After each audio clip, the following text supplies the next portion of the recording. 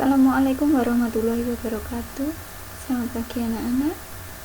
Sekarang mari kita belajar tentang konsep gerak. Benda dapat dikatakan bergerak apabila mengalami perubahan posisi dari suatu titik acuan.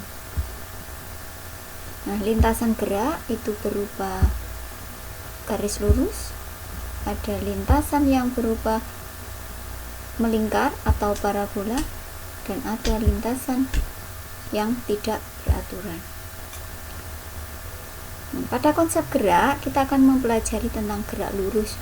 Gerak lurus itu adalah gerak yang lintasannya berupa garis lurus.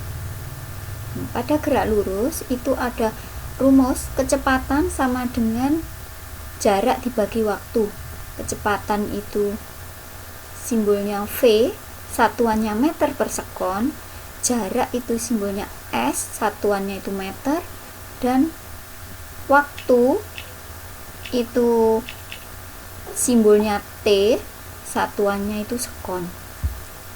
Kemudian ada percepatan. Percepatan itu perubahan kecepatan tiap sekon. Rumusnya percepatan itu delta V dibagi T. Nah, sekarang kita pelajari gaya. Gaya itu artinya tarikan atau dorongan. Macam-macam gaya itu ada gaya sentuh dan ada gaya tak sentuh.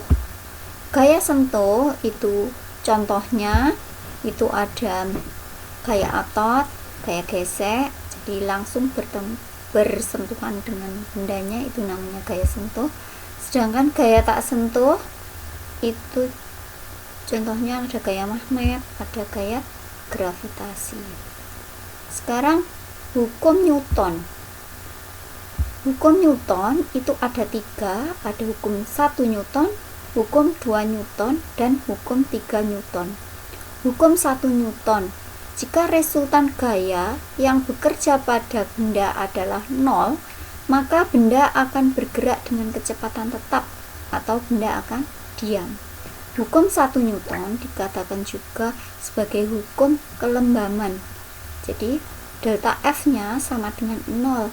Contohnya, kalau kalian naik mobil dengan kecepatan tinggi, tiba-tiba mobil itu direm mendadak. Nah, nanti kalian akan terdorong ke depan. Nah, itu namanya hukum kelembaman. Jadi, mempertahankan posisi. Ini namanya hukum 1 Newton. Kemudian hukum 2 Newton, jika terdapat resultan gaya yang bekerja pada benda, maka benda tersebut akan mengalami percepatan. Rumusnya delta F sama dengan M kali A. Jadi perubahan gaya itu sama dengan massa kali percepatan.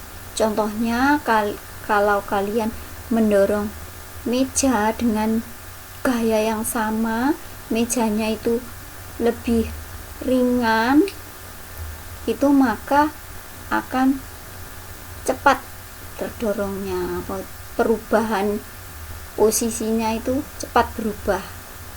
Ini hukum 2 Newton. Kemudian hukum 3 Newton. Kalau ada gaya aksi yang bekerja oleh benda 1 ke benda 2, maka akan terdapat gaya reaksi yang bekerja oleh benda 2 ke benda 1 dengan besar yang sama tetapi arah berlawanan. Ini namanya hukum aksi reaksi. Contohnya roket. Kalian pernah tahu roket? Paling tidak kalian pernah lihat gambarnya roket. Roket itu bisa naik ke atas, bisa meluncur ke atas, itu karena ada semburan gas yang arahnya ke bawah. Jadi gaya yang arahnya ke bawah ini nanti mengakibatkan reaksi, aksinya berupa semburan gas yang ke bawah tadi menimbulkan reaksi, yaitu meluncurnya roket menuju ke atas. Demikian perbedaan hukum 1, 2, dan 3 Newton. Sekian sedikit materi dari saya. saya akhiri. Wassalamualaikum warahmatullahi wabarakatuh.